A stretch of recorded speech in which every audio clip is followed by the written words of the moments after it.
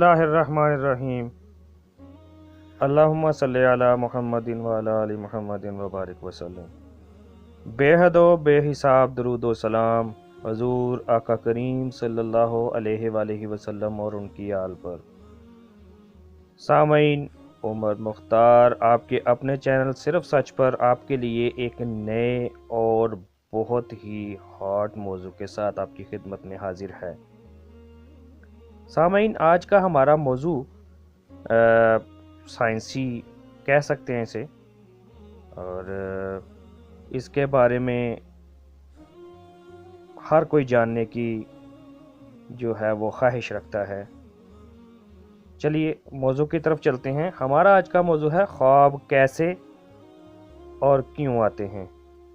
तहरीर और तहकीक जनाब मोहम्मद खालिद जज़्बी साहिब। दोस्तों, अगर आपको हमारी वीडियोस पसंद आ रही हैं तो हमारे चैनल सिर्फ सच को ज़रूर सब्सक्राइब करें और साथ दिए गए बेल के आइकॉन पर ज़रूर क्लिक करें ताकि आपको आने वाली हमारी हर नई वीडियो फ़ौरन एक खुदकार सिस्टम के ज़रिए आपके नोटिफिकेशन में मिल सके और आप उसे क्लिक करके वहां से अपनी समातों का हिस्सा बना सकें।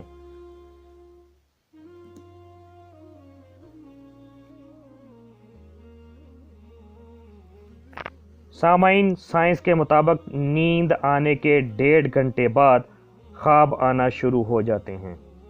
इंसान जब सो रहा होता है तो दिमाग का वो हिस्सा जो रीढ़ की हड्डी के साथ जुड़ा होता है उसमें बरकी लहरें यानी इलेक्ट्रिक वेव्स पैदा होती हैं।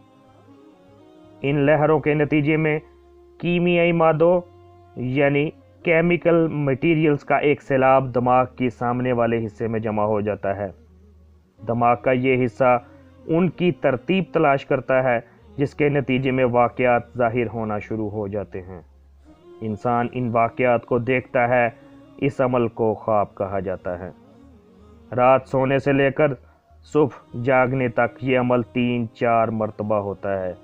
इंसान जब बेदार होता है तो उसका शऊरी हाफजा इन वाक़यात की तफसील भूल चुका होता है, लेकिन वो वाक़यात इज्तिमाई लाशऊर में चले जाते हैं। सामईन, 1953 में पहली दफ़ा साइंस ने दिमाग की उस कैफियत का पता चलाया जिसमें ख्वाब वाक़या होते हैं। ख्वाब देखने के अमल के दौरान आंख की पुतली तेज़ी से हरकत करती है, सांस और दिल की धड़कन में बेकायदगी पैदा हो जाती है और सारा जिस्म शल हो जाता है। ख्वाब इंसान के जिस दिमागी हिस्से में बनते हैं उसे ब्रेन स्टीम कहा जाता है। यह हिस्सा दिल की धड़कन, मैदे की हरकत और पेशाब बनने के अमल को कंट्रोल करता है। सामईन, ख्वाब की नौइयत का ताल्लुक ख्वाब देखने वाले के खौफ, ख्वाहिश, तजस्सुस और जहनी हालत पर होता है। किसी चीज़ से खौफजदा शख्स बार बार उसी के मुतल्लिक़ ख्वाब देखता है। मुस्तकबिल के बारे में परेशान शख्स कुछ माजी और कुछ हाल को ख्वाब की सूरत में देखता है। ख्वाब किसी इशारे, तस्वीर और पैगाम की तरफ इशारा करता है। ये इशारे, तस्वीर और पैगाम बड़े वाज़ेह होते हैं क्योंकि दिमाग तसलसल से काम करता है और आला दर्जा का तसलसल गैर लफ्ज़ी और अलामती होता है जो बहुत सारे मवाद को एक मुख्तसर तस्वीरी शक्ल देता है। सामईन, ख्वाब में सुनने, देखने और बोलने की हिस्सें काम कर रही होती हैं, लेकिन जायका और सूंघने की हिस्स ना होने के बराबर होती है। ख्वाब अजीबोगरीब इसलिए होते हैं कि ब्रेन स्टीम से आने वाली बरकी लहरें इलेक्ट्रिक वेव्स मुतगय्यर होती हैं जो मुख्तलिफ किस्म के इशारे, तस्वीरें एक ही वक्त में नमूदार करती हैं।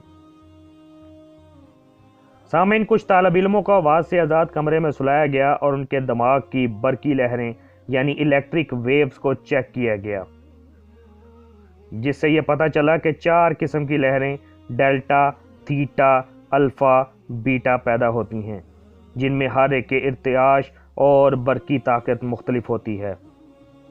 सामईन, ख्वाबों से बीमारियों में मुब्तला लोगों की कैफियत का अंदाज़ा भी होता है।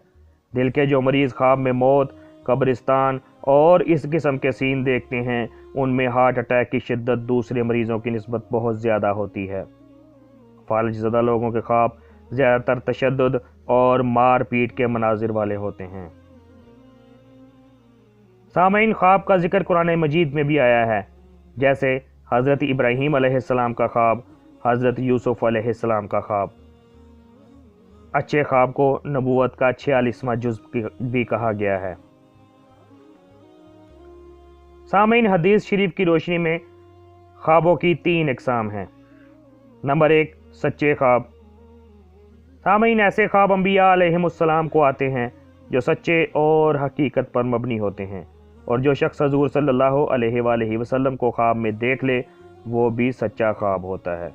ایسے خواب نیک لوگوں کو بھی آتے ہیں، ان کے خوابوں میں سچائی اور حقیقت کا پہلو غالب ہوتا ہے۔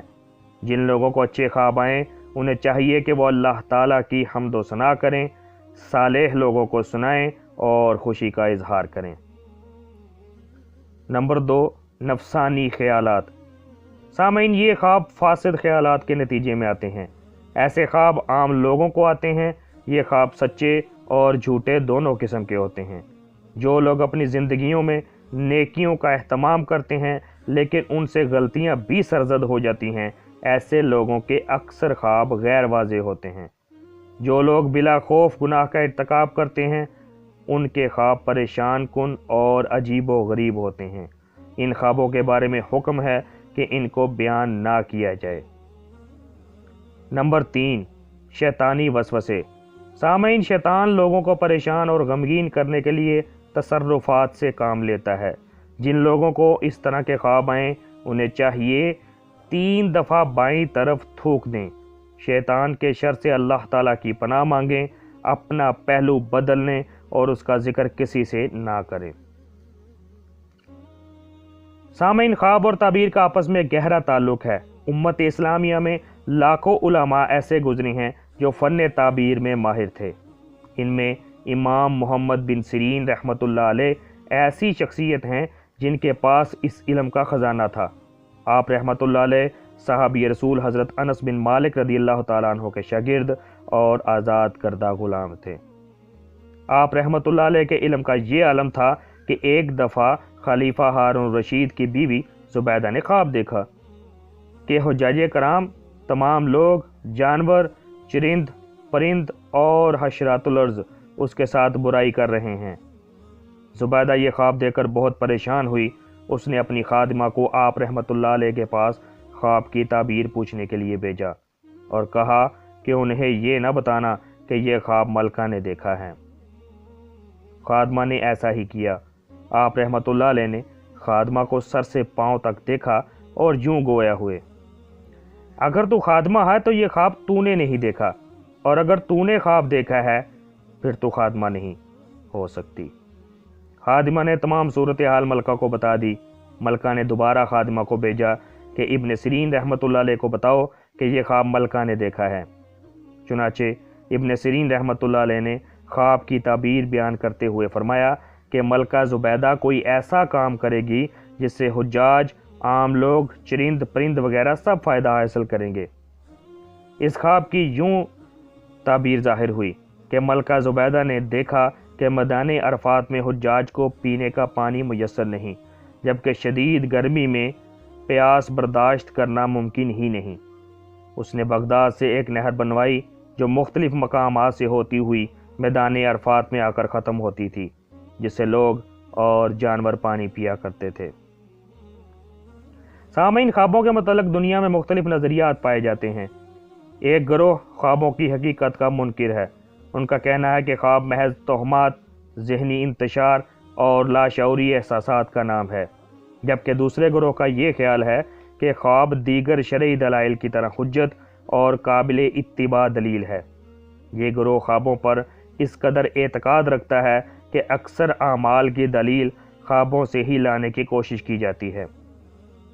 سامعین، تیسرے گروہ کا خیال حقیقت کے قریب ہے۔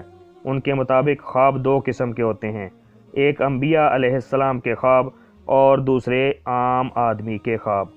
انبیاء کے خواب وحی کی ایک قسم ہوتے ہیں، جبکہ عام آدمی کے خواب میں سچ اور جھوٹ کا احتمال پایا جاتا ہے۔ چنانچہ سامعین، ہمیں راست گوئی، حلال روزی اور نیکیوں کی طرف رغبت ہونی چاہیے، کیونکہ اچھے اعمال اچھے خواب کا سبب بنتے ہیں، اور حرام کمائی، دروغ گوئی اور گناہوں سے بچنا چاہیے، کیونکہ برے اعمال برے خواب کا سبب بنتے ہیں۔